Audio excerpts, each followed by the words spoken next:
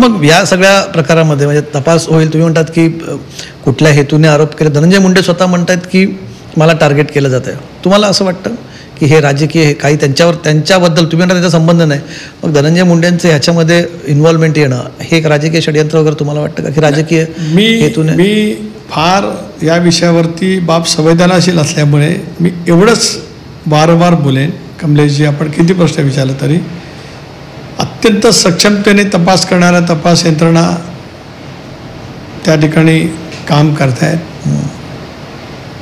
मी एखादं जरी वाक्य बोललो तरी त्याचा संबंध तिथे निर्माण झालेल्या वेगवेगळ्या सामाजिक परिस्थितीवरती होऊ शकतो. पण तपास यंत्रणा अतिशय सक्षमतेने काम करतायत.